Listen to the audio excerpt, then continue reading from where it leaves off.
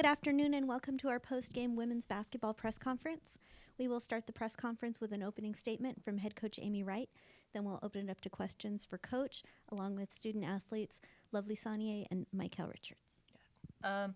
You know, I think we did a great job in terms of not allowing the flow of the game or where the game was going or how it was being played to really affect us in our goal. Our goal today was to get better as a team and individually get better at things that we needed to work on. So I do think we hit a lot of our goals knowing what type of game it was. But again, I don't think we got too caught up in, what the score was. I think we stayed focused in terms of, what we were doing defensively.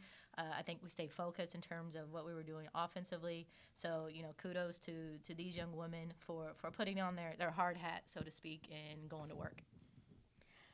You did talk about the scoring, and you guys didn't focus too much on it, but it was the first time in 10 years that Long Beach State women's basketball has scored 100 points or more in a single game, and 122 points is the most in a single game for the Beach since 1987.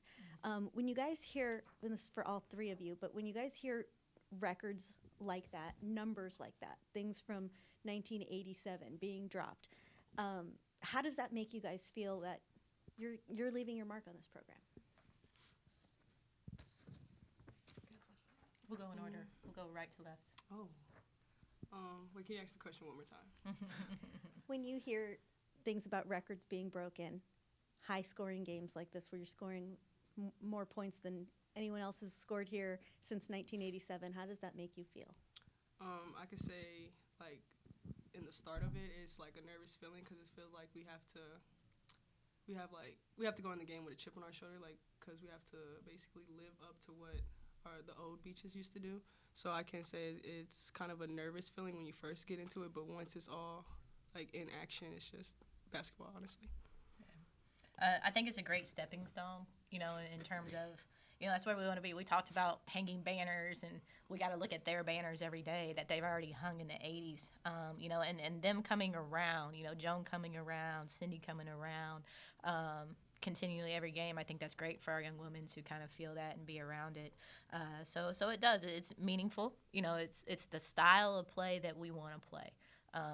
We could have held the ball that entire second half and just specifically worked on certain things, but I don't want to change who we are. That's who we are. We go, we play fast. We play fast and furious, and we're going to live up to that no matter what. So I think it's huge to be there, but we're not done yet. We might be a small glitch in the record book, but we want a big glitch in the record book. So we got a little ways to go. Yeah, like Coach said, it's just one thing that we just broke in. I feel like there's many more to come as we progress and really flow. You see, we're already breaking one record. I mean, we're gonna keep going and progressing for sure. So it's a very eye-opening experience, break a record for this school, but we're just gonna keep going and pushing. It's not gonna stop us. Speaking of setting new goals and hitting new milestones, Michael, you had a career high tonight with 21 points. What was working for you, and what? Wait, sorry. What was working for you, and how did you feel just kind of getting into that groove? I think what was working for me is a lot of pressure defensively. So I like how defense for me is what really gets me my points offensively.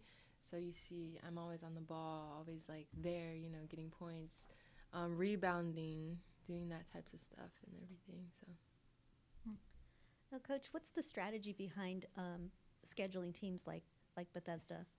How does that kind of help the team's confidence? Yeah, I think we wanted to get our feet wet before we jumped into our first conference game on Thursday, coming back from the break. Right now we're tied for first with 4 other teams. We're 2-0. But even as much as you want to simulate, and we have great practice guys that we can play against every practice, a game is just different.